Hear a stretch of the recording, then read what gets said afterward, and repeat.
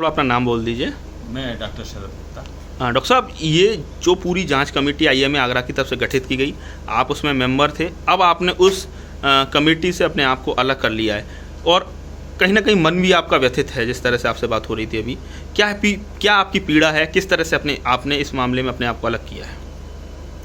देखिए, ये कोविड काल बड़ा दुखदाई रहा। हर किसी ने अपने परिजन को, रिश्तेदार को, दोस्त को, नज़दीकी लोगों को, पड़ोसी को खोआ है और उनके संग कहीं ना कहीं दर्द रहा कि किसी को समय पर दवाई नहीं मिल पाई, तो बेड नहीं मिल पाया, ऑक्सीजन नहीं मिल पाई।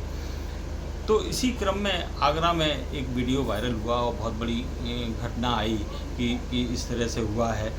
तो उसमें डेफिनेटली जब ये एक बहुत बड़ी सुर्खियाँ बनी राष्ट्रीय अंतर्राष्ट्रीय स्तर पे, तो उस पर सरकार ने जांच कराने का एक निर्णय लिया और एक स्थानीय प्रशासन ने अपनी जांच कमेटी बनाई और जांच भी कराई। उसी संदर्भ में क्योंकि हम चिकित्सक का संगठन आईएमए है, तो उसकी भी एक नैतिक जिम्मेदारी थी कि हम एक जांच कमेटी गठित करें इंटरनल। भले ही हमारे पास बहुत सारे कोई अधिकार नहीं थे कि हम एक जांच कमेटी गठित करें और वास्तविकता तक पहुंचने के तह तक पहुंचें कि वास्तविकता में क्या गलती थी, क्या कमी थी, क्या नहीं था, क्यों ये सारी चीज़ हुई, इसकी सत्यता क्या है। तो एक कमेटी का हमारे अध्यक्ष महोदय डॉक्टर राजीव उपाध्याय जी ने गठन किया, जिसमें एक सदस्य मैं भी था।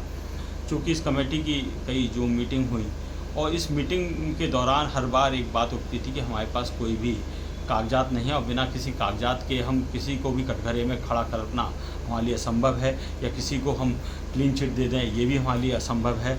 हम किसी निर्णय पर नहीं पहुंच पाए।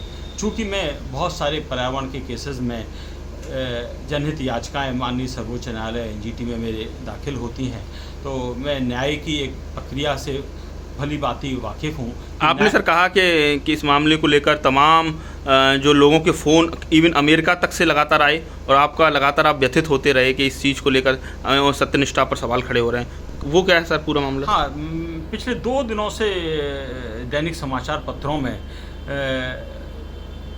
कई लोगों की भूमिका को कटघरे में खड़ा किया गया और जहाँ तक एक सत्यनिष्ठा पे भी आँच आ रही थी। ऐसा लग रहा था कि हम शायद सत्यता से जांच नहीं कर रहे, कहीं ना कहीं किसी को बचा रहे हैं। तो ऐसे में जब मेरी सत्यनिष्ठा ही दांव पे लग जाए और मैं खुद जब जनता की तरफ से फरियाद करता हूं, तो मैं कहीं किसी को ये नहीं चाहता कि कहीं कोई ऐसा ना चला जाए संदेश कि हमने कोई ऐसा गलत काम किया, जबकि मैं बहुत ईमानदारी से हम लोग काम कर रहे थे।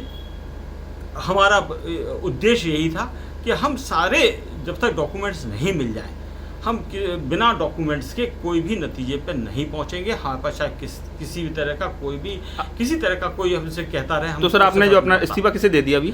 मैंने अपना इस्तीफा हमारी कमेटी के जो अध्यक्ष डॉक्टर सुधीर ठाकरे के माध्यम से अपने आईएमए के अध्यक्ष डॉक्टर राजीव उपाध्याय जी को दिया है कि मैं अपने आप को इस जांच से अलग करना चाहता हूं। कृपया करके मेरे को इस जांच कमेटी से अलग कर दिया जाए।